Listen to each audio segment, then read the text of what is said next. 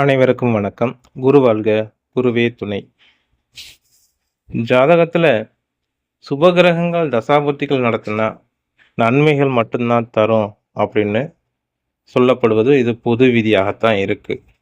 ஏனென்றால் சுபகிரகங்களும் அசுப பலனை தருவதற்கு வாய்ப்புகள் உண்டு அப்படின்னு சொல்லலாம்.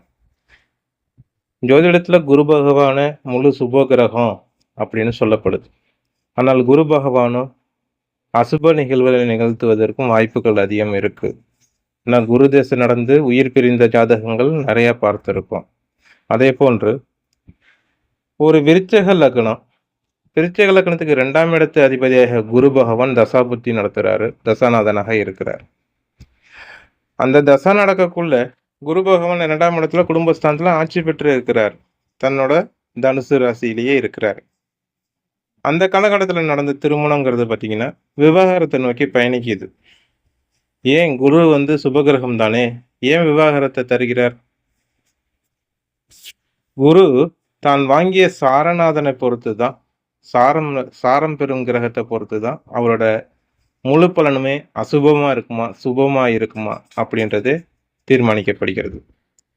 இந்த லக்னத்துக்கு விருச்சக லக்னத்துக்கு 2ஆம் இடத்து அதிபதியான குரு பகவான் வாங்கின சாரம் பூராட நட்சத்திரம் 4ஆம் பாதத்துல சாரத்தை வாங்குறாரு. அப்போ அந்த சுக்கிரன் தான் இந்த நடக்கக்கூடிய சுப நிகழ்வு, திருமணம் எதுவாக இருந்தாலும் அதற்கு காரண கிரகமாகவே இருக்கும். அப்போ குரு பகவானுக்கு நேர் 7ஆம் பாவமான லக்னத்திற்கு 8ஆம் பாவமான மிதுன ராசியில சுக்கிர பகவான் அமர்ந்திருக்காரு. 7ஆம் இடத்து அதிபதி 8ஆம் இடத்துல அமர்ந்தாலும் அந்த காலகட்டத்தில் நடக்கக்கூடிய திருமணங்கள் பாதிப்பை தரும் என்பது ஜோதிட விதி. இது நம்ம நிறைய வீடியோல சொல்லியிருக்கோம்.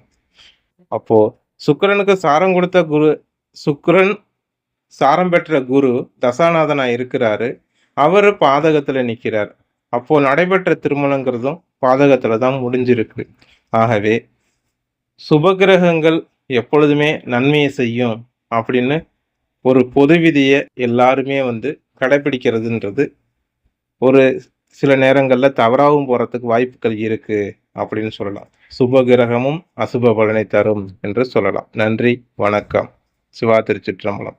ஜாதகம் பார்க்க ஸ்கிரீனில் உள்ள நம்பரை தொடர்பு கொள்ளலாம்.